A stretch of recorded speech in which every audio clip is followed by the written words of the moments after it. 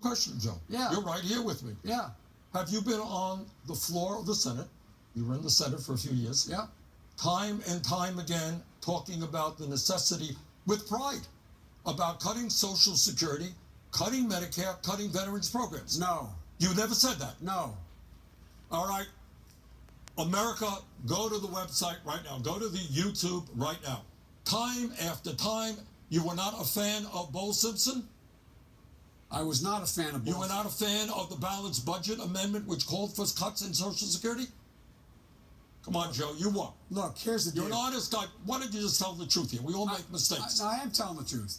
You said that I, in fact, why am I rated 96% by the Social Security organizations? Why am I viewed as a strong... All that I said... I have laid out how I will increase Social Security. Well, that's good. I laid that out. I have laid out how I'm going to make sure that it is, in fact, paid for. Jake. Go to JoeBiden.com. Look at my exchange with Paul Ryan on his desire to try to privatize and or cut Social Security. Okay. And understand how he manipulated it. No, all right. Joe, let me repeat it again. I want you just to be straight with the American people. I am saying that you have been on the floor of the Senate time and time again talking about the need to cut Social Security, Medicare, and veterans programs. Is that true or is that not true? No, it's not true. That is not true? That is not true. What is true is, in terms of the negotiations that are taking place, how to deal with the deficit, everything was on the table. I did not support any of those cuts in Social Security or in veterans. Whoa. Everything was on the table. All right, you're right. You just said it, including, in your judgment, cuts to Social Security and veterans. In order to get the kinds of changes we need on other things related. Joe, but we did not cut it. I know, because people like me helped stop that. But Joe, you just contradicted yourself. 1 minute you said I was not on the floor. The next minute you say, well, yes, there was a reason why I was worried about the deficit. Maybe that's good reason, maybe it's not. All that I am saying is you were prepared to cut and advocated for the cuts of programs. I did not. I never voted to cut Social Security. Not talking about voting, Joe. That's not what I said. Well, look, I voted to protect it. Just go look at the debate with Paul Ryan for the vice presidency. Look at what I did. And Bernie, will you acknowledge your campaign took out of context that whole exchange between Paul Ryan? Are you saying PolitiFact is wrong? Are you saying... Yeah, well, believe me, the Washington Post PolitiFact is wrong a whole lot of times. But are they wrong on that, Bernie? Okay. Are they wrong on that, Bernie? Bernie, did you miss... Joe, wait a minute. I'll answer your question. You answer mine. I answered yours. No, you didn't. All right. One more time.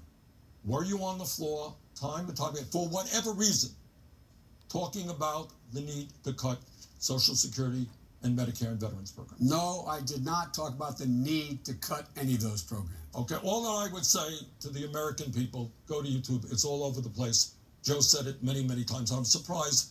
You can defend that or change your mind on it, but you can't deny the reality. So, Senator, because you brought up Social Security and you've been talking about it, I want to ask you about something that you wrote in 1996. You were a member of the House. And you wrote an op-ed that said, quote, "It is clear we will have to make incremental adjustments in Social Security taxes and benefits." Yeah. Why are your past comments any less relevant than incremental adjustments? What I advocated, adjustments that I advocated and have advocated for years, is, among other things, increasing the cost of living assistance. No, you're not going to find me ever calling for cuts to Social Security. Right now, for example, we determine COLAs by looking at inflation for the general population rather than segregating the higher costs that seniors are paying for prescription drugs and for health care. That's what I was talking about. I have, in fact, when Joe and others were enamored with the so-called bold Simpson effort, which included cuts to Social Security or raising the retirement age, I formed, along with people like Barbara Boxer, the Defending Social Security caucus to say no. When 20% of our seniors are trying to get by on $13,000 a year or more, we are not going to cut Social Security.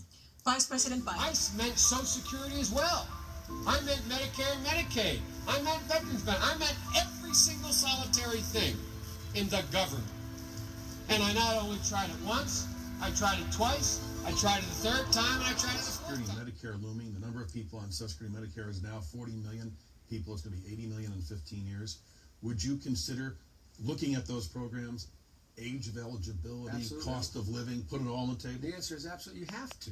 I mean, no, it's one of the things that my, the political advisors say to me is, "Whoa, don't touch that third." Look, the American people aren't stupid. It's a real simple proposition. We have to do. You and I were talking about Bob Dole earlier. I was one of 5 people. I was the junior guy in the meeting with Bob Dole, George Mitchell, when we put Social Security in the right path for 60 years. I'll never forget what Bob Dole said. After we reached an agreement about gradually raising the retirement age, etc., he said, "Look, here's the deal. We all put our foot in the boat one at a time." And he kidded me. He stepped like he was stepping into a boat. And we all make the following deal.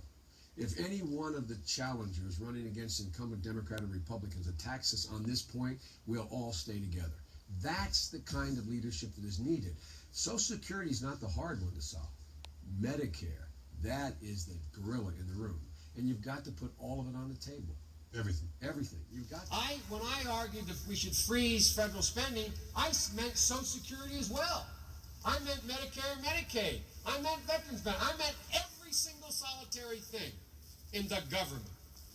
And I not only tried it once, I tried it twice, I tried it a third time, and I tried it a fourth time.